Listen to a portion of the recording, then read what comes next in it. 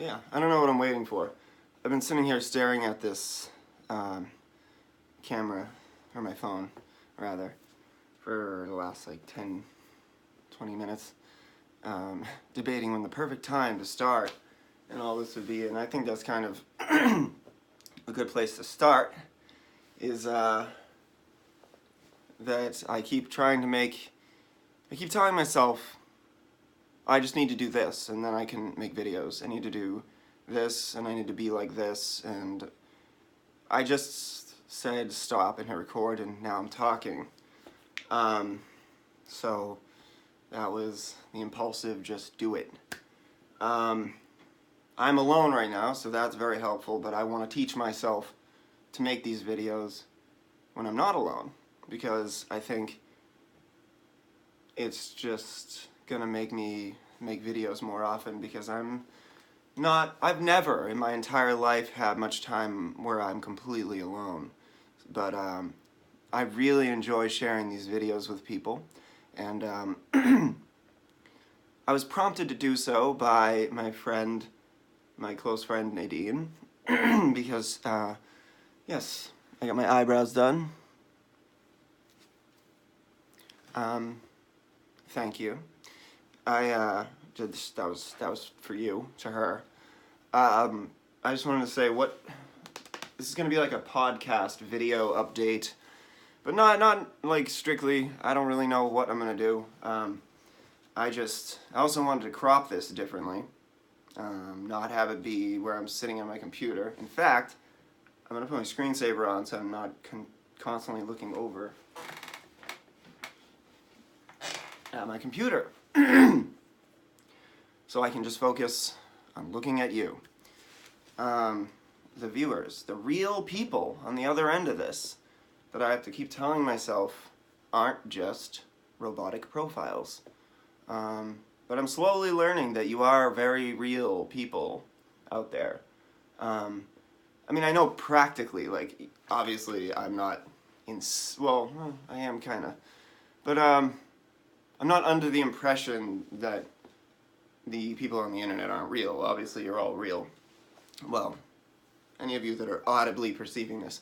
Anyway, I digress. I just need to tell myself that this is just, especially in this day and age, this is just as much of a human interaction as anything else. And it's actually probably the most human interaction that I myself am getting at all.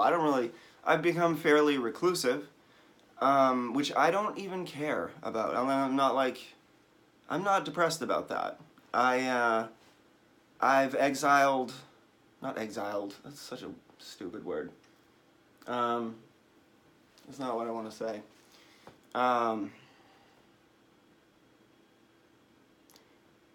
I've let go of a lot of people who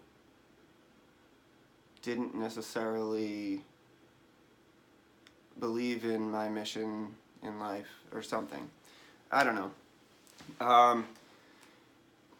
I've let go of a lot of people, and that sounds like somebody just giving up on their friends or something, but yeah, I mean, to be perfectly blunt, I moved to another state, and it's, I'd say, less than an hour to come down and pay a visit, and not many people have. I do appreciate the people who have, though. I really genuinely do, and I think they know that. And that's fine. It's the fact that it's not that far away, and that in and of itself caused a lot of my relationships with my friends to just completely cease. It just made me realize that that's just the level of friendship that we had. And that's fine. Like, basically what I'm trying to say is I'm coming to terms and coming to, like, finding peace in that, and I don't even dislike these people at all. I actually like and, like, love them. I just am realizing that I think I sort of have had, like, an idealized sense of friendship since I was like a young kid because of how like crazy close knit like my friend group was. That I didn't really realize that you could have friends in other capacities that weren't just like, um, you know, you jump off a bridge together, or like just I don't know. It was like all or nothing kind of like people, but like um, I'm realizing as I get older that every human being offers or can offer somebody something unique and all that stuff. So I think I'm learning a lot about myself, um, just down here, just thinking, listening to my music and stuff. But I have not completely given up on music. Just anybody that's been following me online probably knows because I don't shut up about posting my social. I mean, my streaming links and all that because that actually is how I make some money. So I am doing that so that I can survive. I am an artist for a living. So yeah, please just stream my music on Spotify especially and Apple Music. They pay a lot. I'm not going to say who doesn't pay the most or who pays the least because I don't want to bite the hand that feeds, I guess. But yeah, if you could stream anything that says Monster Party Records, um, I make money. I make money from that, and that's how I eat a lot of the time. And which is, that's not a sob story. I'm actually really proud that I'm like. I was actually saying the other day that as a teenager, I always loved the scene in the Blues Brothers where they were living in a hotel or a motel or whatever. They're just living out of a motel. They got the bare essentials and a record player and a train. And he's like, "How often does the train go by?" And he says, "So often you won't notice." That whole thing. And I thought to myself as a little kid, I was like, "That's amazing. If I could just have that." If I could just steadily have that and just be a musician, that combined with like Henry Rollins getting the van, that was like my life's aspirations. And so, I think that to look back and say, oh, would the teenage version of yourself, would the 15 or 14 or 16 or whatever year old version of yourself be happy with who you've become today? I would be ecstatic with who I've become today. Because I just set out and did the things that I wanted to do. Granted, the bar was set pretty low because I'm not living great. I'm surviving. But yeah, anyway, I like my life. It's really good, and I feel like I'm finally climbing out of a pit of depression that I was in for pretty much most of 2018. And it's really, it has a lot to do with the people watching this, you. There were times where, there were times in the past year where if like my girlfriend Tiffany didn't help me, I don't know if I would have even like signed up to like get my health insurance renewed, get my license renewed. Like just I moved, so like from state to state, so I had to change like everything, and then I lost my health insurance, and then I couldn't take any of my psychiatric medication, and that was a long time. So that was really rough. I just couldn't take it, and I was having severe withdrawals from it, which was just causing insane turmoil, as it will, in your mind. And yeah, but I actually saw somebody recently and I'm back on track. So I have a nice perspective on things, and thanks to I guess thanks to everybody that has helped me not just end up a homeless guy in a gutter. I'm here talking to you. I've been homeless before, and it sucked, but it was, I don't know. I'm just really thankful for what I have. Anyway, the future. We got Monster Party Records back in full swing. I decided to switch Shadowland Productions to Monster Party Records simply because I like that name better. That's what I was using for a long time. I have no reason to not use it. And yeah, I just think it sounds less like a stiff, like sterile production company with no character, no aesthetic even really. It was just like, I don't know. I don't even know. It just, for some reason, the whole life of it all just died for me. So bringing back Monster Party Records is gonna be fun.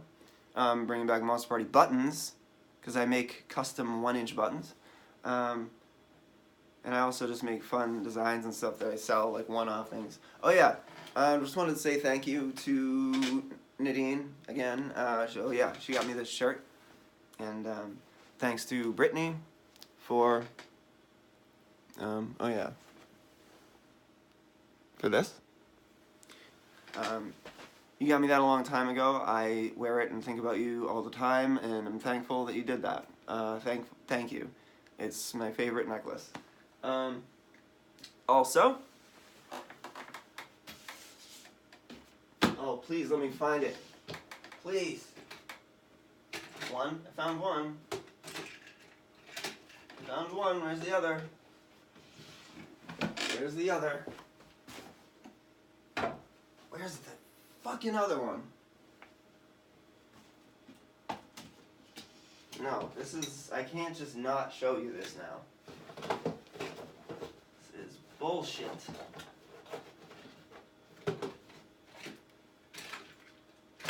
How have I, okay, well, so I'm not gonna keep you like waiting, but do I have it like over here or something? I do. Okay. A friend of mine from internet land. Your name is Rick. I talk to you all the time on Instagram. You made me these. This is me and Rick. I'm just holding it up so that maybe it'll focus. I don't know. Is that how it works? I'm so bad with this. Ah.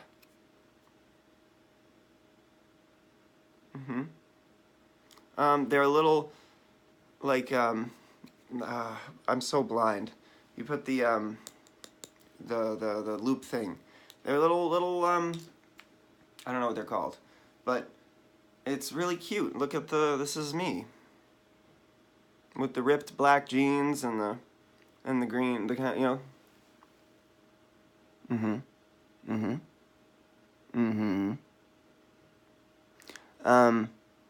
And I got like stars on my hand because I am a magical elven being or something. That's not like my interpretation of that. I was describing myself. Oddly enough. But yeah, okay. Back to music.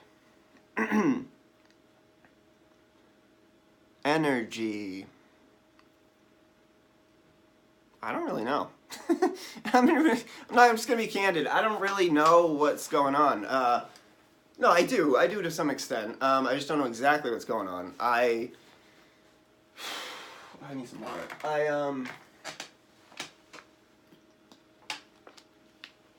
Energy's back. Like, you know, And it's just I think we're waiting on figuring out when to go into the studio. Because I have like a million song ideas and all that stuff. I always do. And I just need studio time. Just book me studio time and I'll be in there and you'll get new energy music, new energy tours, new energy music videos and all that stuff. This is actually nice. Just talking to you guys and girls and just people and I don't know. Yeah. But oh. And I'm just gonna say this because this is good. I didn't plan this. I'm just gonna say this because it's happening, and yeah, apparition sound cassettes are happening. That's the, you know, if you go to Spotify, you go to iTunes or whatever, you know, Apparition Sound, the 8 tracks, side A. Under the Mask, the EP we did in 2017, is side B. It's being released as just Apparition Sound on cassette. The layout looks amazing. My girlfriend Tiffany is doing it. It looks so sleek and colorful. I can't wait to show you guys. It's going to be on colored cassette. It's going to be very limited, so you're going to have to jump on that if you want it. Let's see, what am I at here? Oh, I'm only at like 16, 17 minutes. That's not bad. Yeah, so I'm really excited about doing that. That's going to be Monster Party Records' first cassette release. And I mean, that is the bulk of my like recorded output for the last like 6-7 years, barring some acoustic tracks, a Christmas song, and some unreleased stuff that I have.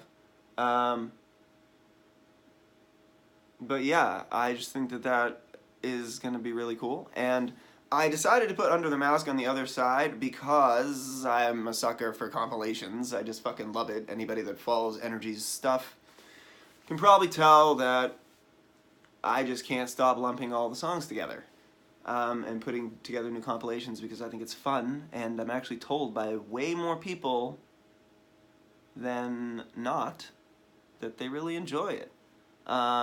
It's just like making a playlist, like the perfect playlist, and then making it an album. Or that's kind of what playlists are. It's like you make the perfect album. It's going to do it in reverse. But anyway, I've always wanted to just do like all kinds of new energy compilations and stuff. Like, I mean, I just straight up, we've been in a band for like 13 years this February, March, April. So I would just fucking love to do a greatest hits.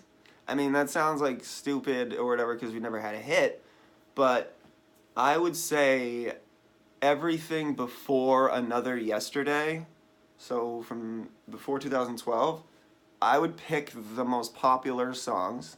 Probably Hunter Red, 400, Hail the Size of Grapes, Streetlights, Keep the Change, maybe Lost and Found, because it's like the first song ever and it is really good, in my opinion still, and Losing You Was Finding Me is definitely my favorite lyric I've ever written. I say that repeatedly. I wrote that when I was like 18 or 19, and I don't know, just, I think it's nice. I don't know. I'm not gonna pretend that like I don't like the things I write, just to put on this fake sense of humbleness or humility, or is that the word? I don't know. But yeah, and I would love to re-record them with the sonic punch that my producer Chris Curran has given Apparition Sound and Under the Mask. That like that big thick like I don't know, it just reminds me of the way, like, punk music got a real, like, boost and, like, charge in sonic production in the 90s with, like, the Descendants, and just that kind of, like, it's just really, it's big production punk. I don't know, I like that. And, it's not to say that the Outpost recording was bad. It's not bad. It actually sounds huge. It's just that I was like a little kid, and that was like a live performance. That was like that was literally me, another guitarist, Connor, and the drummer, Mike. Just we played instrumentally live, and then yeah, it's just not how any of us really wanted that to sound, but I get why people dig that record because it's you know, it's basically like a moment in time. It's a snapshot of that live performance when we were that young and enthusiastic, and it's really good, and I enjoy it now in like new ways just because of that. It's like a timestamp. It's like looking through an old photo album or something. Um, However, I do think that re-recording a lot of these songs that I feel weren't recorded entirely right would be great, and then lump them all together in some like massive super greatest hits thing. And I already have the cover art in my mind, and just, yeah. But I'm getting ahead of myself because I still need to keep going forward with new music, which again I have plenty of. It's just get me in the studio. Put me in the studio. There will be music. It's just a fact. I was saying this the other day to somebody that I didn't have the second half of Another Yesterday written, like the second verse at least. I had the whole structure all worked out and everything like that, but until like the day before the studio time was booked, because I just procrastinate, and I don't personally. I gotta look there. That's the camera. Personally, I don't really see a point in. I don't see a point in me finishing anything I do if I can't see a finished product of it that I'm gonna be proud of, and maybe even want to show people. Unless there's at this point, unless there's the incentive to do that, I'm just gonna leave my ideas as like these fragments, which I have like hundreds of, and wait till somebody wants to put me in a studio and figure them out from there. I mean, a lot of the times I figure out full songs, but like just and write them as is, but that doesn't happen that often. Sometimes like A Prayer for Rain, The Infection. Yeah, like a lot of those songs that are more just like pop song structure, like those definitely those didn't come together in the studio. But a song like The Shadowlands, for instance, was a 6.5 minute like weird song with synthetic drums, and and then it turned into something completely different once I got like the band behind it and I was in the studio and blah blah blah. I'm just babbling at this point. Sorry. Anyway, I don't like cutting these up either because then it just gets tedious. Unless I say something really fucking stupid, then that's my incentive to not say stupid shit because it means I'm gonna have to tediously cut shit out. Anyway, I don't know if I should be wrapping this up soon or not. I could keep going. What else do I want to talk about? The cro-mags. I don't know. I just blurted that out because I've been like really obsessed with them lately. But they're Harley Flanagan has announced the 30th anniversary tour for Best Wishes, the cro-mags' second record, and you should check out his YouTube channel, The Harley Flanagan Show. I'll link it below. Yeah, he's the main driving force behind the cro-mags, and they're just a huge inspiration for me right now. And Harley has been a really big inspiration to me lately. Not like personally, I've never met the guy, but I just have been reading some of his book, and I've been reading up on him a lot, and I just really dig. I dig his anger. You know, I can relate to it. I know that a lot of people can. That's why he's a legend. But I'm just excited to see what the cro-mags are going to do next. Especially seeing some of the players that he seems to be working with. I'm really excited.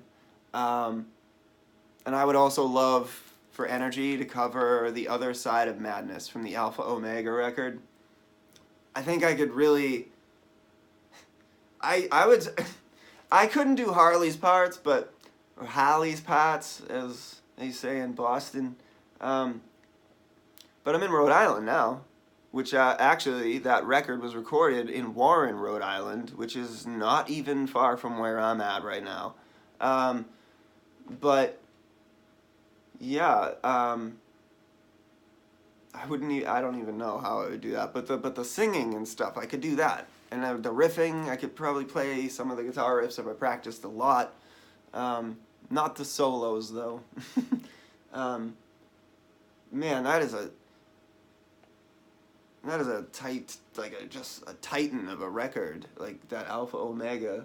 I never really got into that until recently. It was always just Age of Quarrel, obviously, but I actually had, ooh, I could do it again.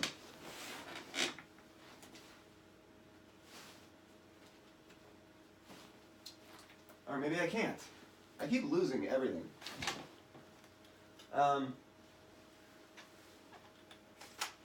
Anyway, I'll just show this off because I really am proud of it.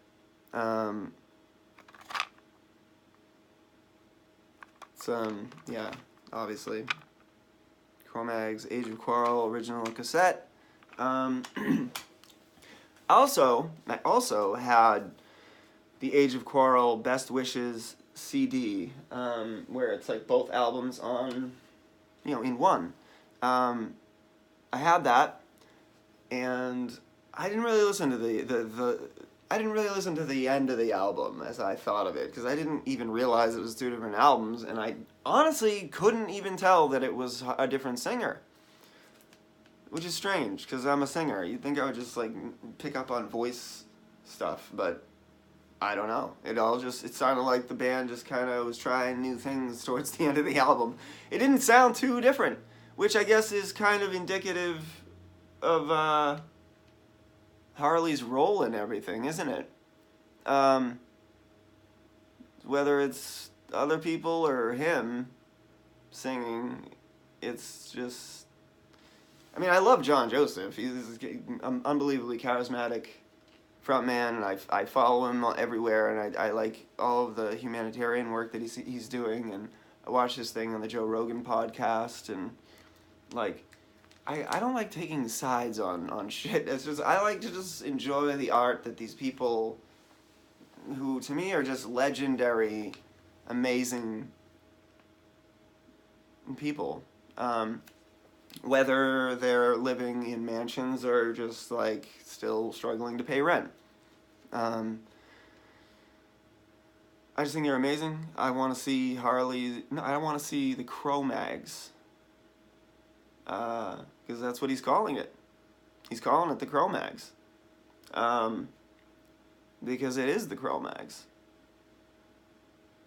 I don't know. It just seems really intense. It seems like the hardcore world and community should be like I'm actually just kind of curious. Like, John Joseph has a tour with Terror and who else?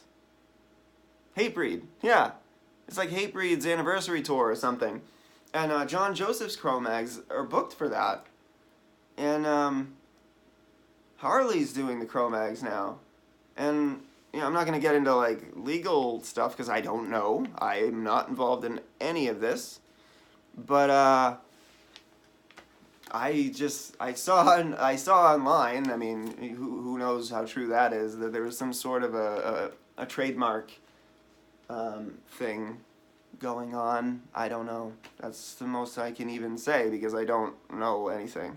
If anybody knows anything about you, actually, I'm gonna hashtag this with like cro-mags and stuff like that. So please address my ignorance below because I would love to know because I'm still like learning about this band that I've loved since I was like a little kid.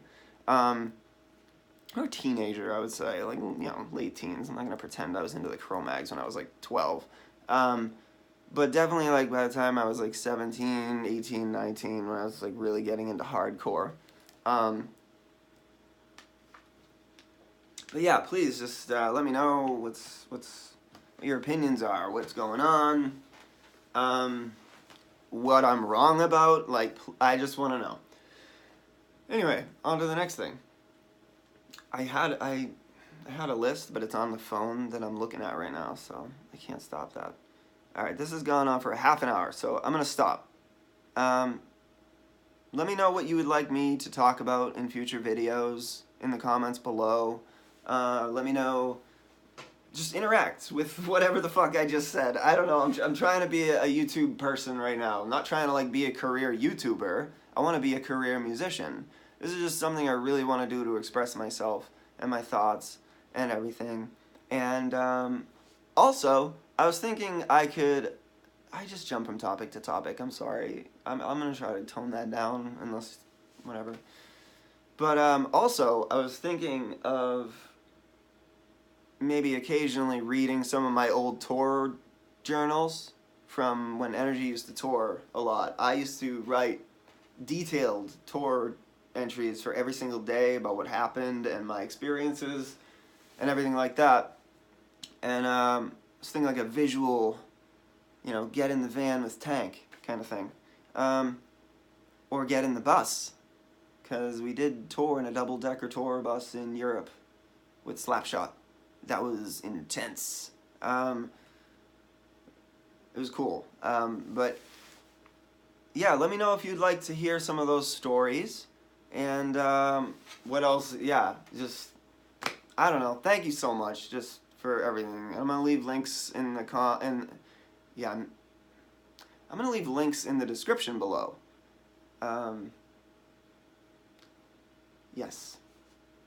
I love you. Thank you. And Energy will be doing things this year. I want to say I promise, but it's not all up to me. But as far as I know, that's true. So all right, I'm just going to stop it.